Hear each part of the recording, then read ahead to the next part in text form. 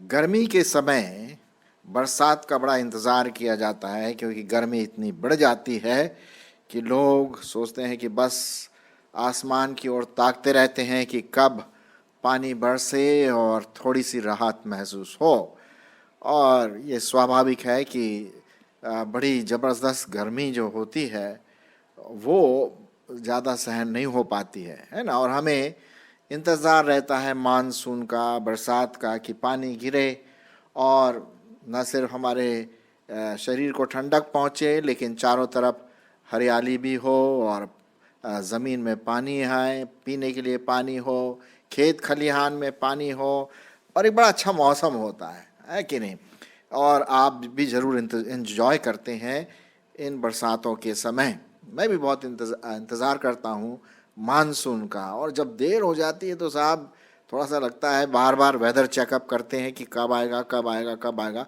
और एक दिन और एक रात झमाझम बारिश जो होती है और जो ठंडी हवा अंदर आती है कमरों में, आहा क्या बढ़िया होता है कि नहीं।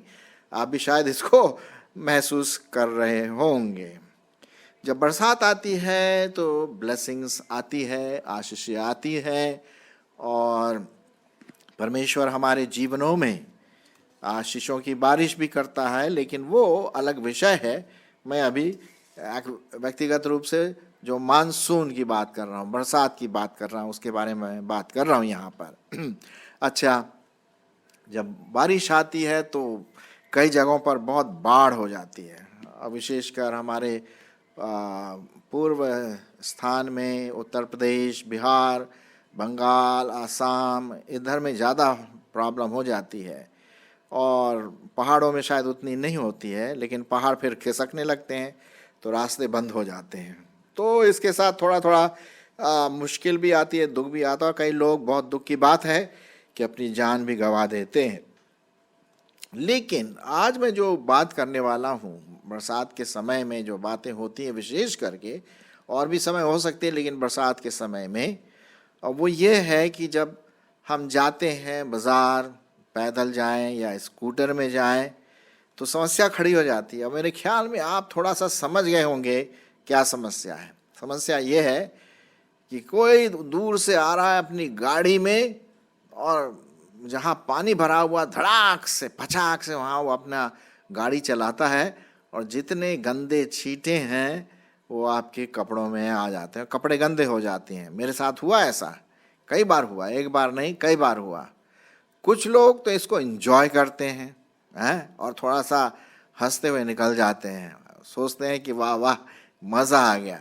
लेकिन कुछ लोग शायद बचा कर भी नहीं बचा पाते, और क्योंकि गड्ढा बहुत भरा रहता है, पता नहीं पड़ता कितना गहरा है, और पानी एकदम भरा रहता है, तो हमें बड़ा गुस्सा आता है। मेरे को कई बार गुस्सा आया, और शायद आपको भी गुस्सा आ जाता होगा। ये स्वाभाविक है कि एक गुस्से की बात आ जाती है।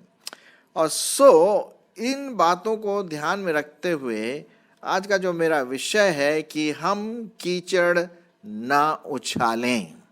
जैसे कि आप इसमें टाइटल में भी देख रहे हैं कि हमें दूसरों पर कीचड़ नहीं उछालना है।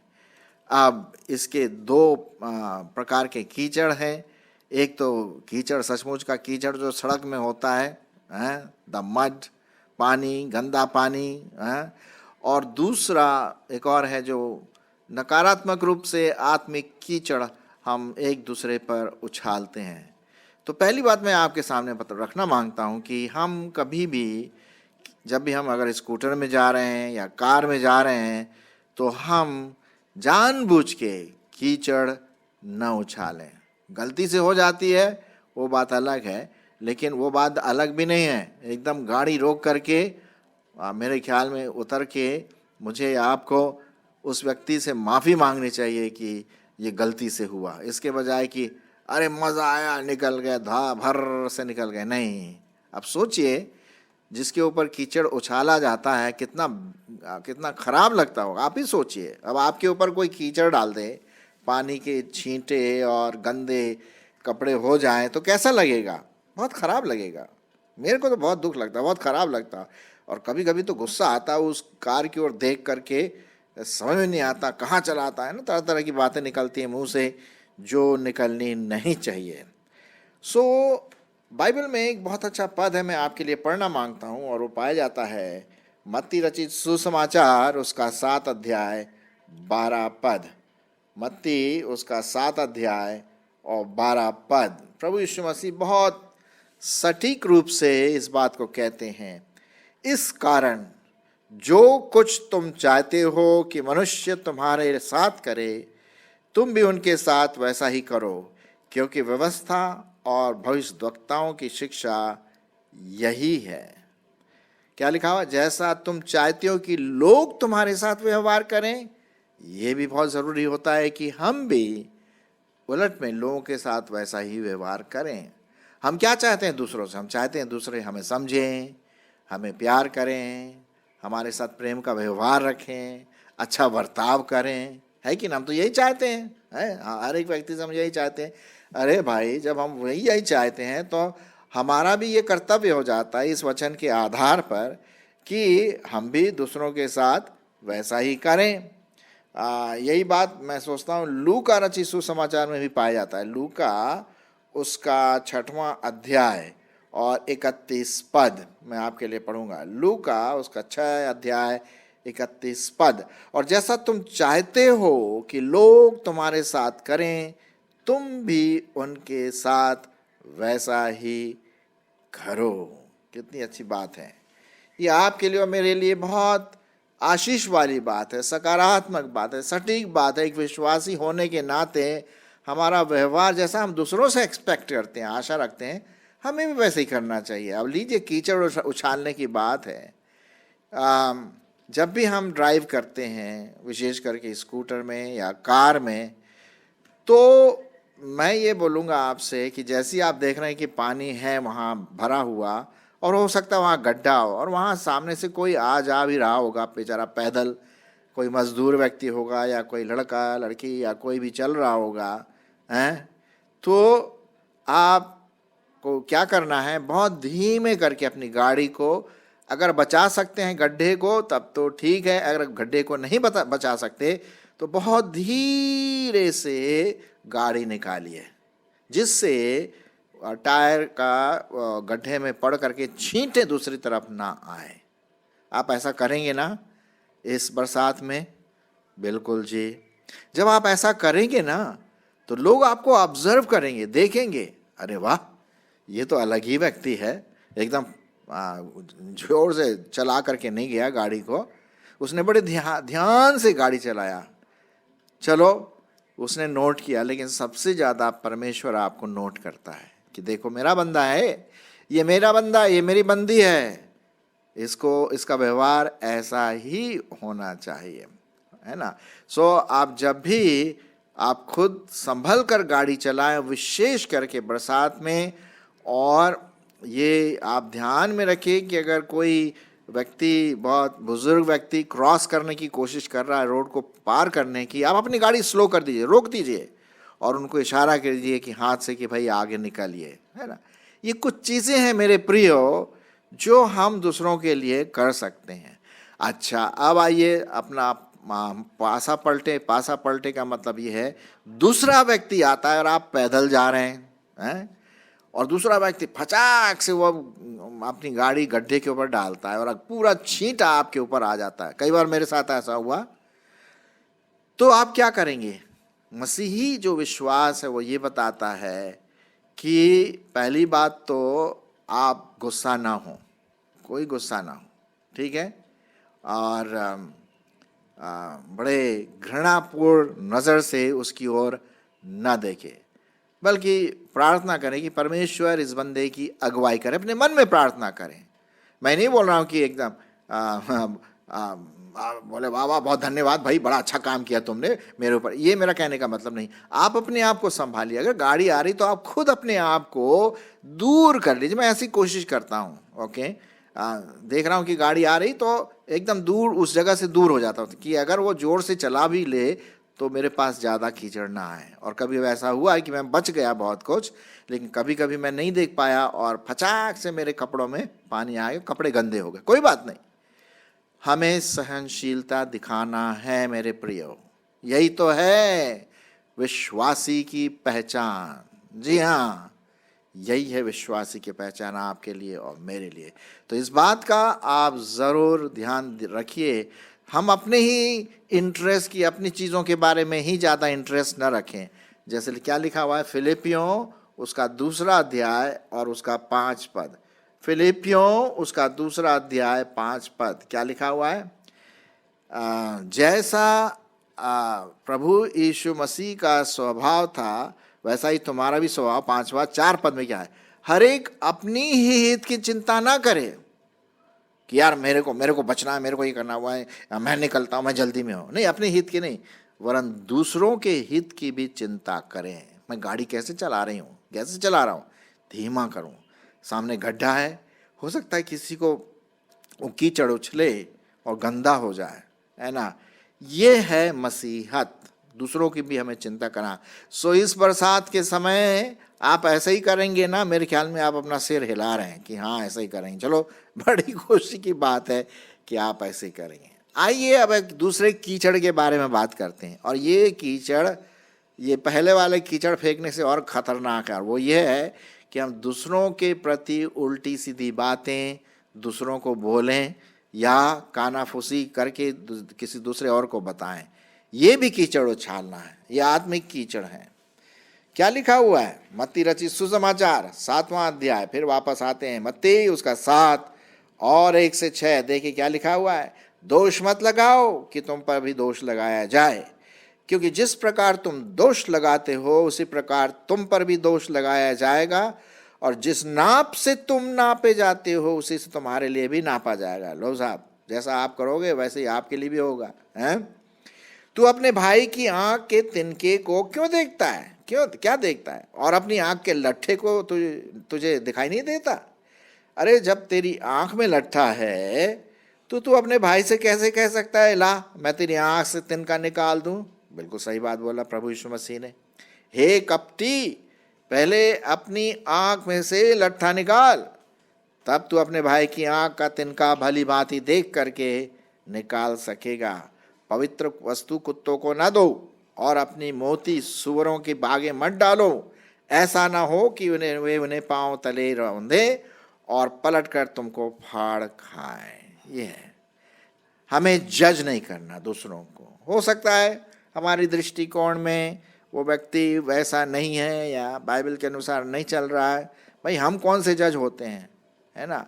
हाँ, अगर कोई बात बोलता है, कोई व्यक्ति बोलता है कि भाई साहब, बहन जी, आप मेरे बारे में अगर कुछ बताना मांगते हैं जिससे मैं आगे बढ़ूं, हाँ, तब बड़े प्यार से आप उन्हें समझा सकते हैं कि भाई, बहन, आंटी जी, देखिए ऐसा ऐसा नोट किया, हो सकता मैं गलत हूँ लेकिन क्या ये सही है, आप देख लीजिए। तो वो बात अलग है, हमें एक दूसरे की काउंसलिंग तो करनी है लेकिन कीचड़ नहीं उठाना। अब जैसे कि ये बरसात के समय में ज़बरदस्ती कीचड़ फेंकते हैं, कोई चाहे भला मांगे, बुरा मांगे, माने या जो भी हो, एकदम कीचड़ फेंकते, गंदा हो जाता है, उससे पूरा कपड़े गंदे हो जाते हैं। इस प्रकार के कीचड़ से पूरी आत्मा में फर्क पड़ता है।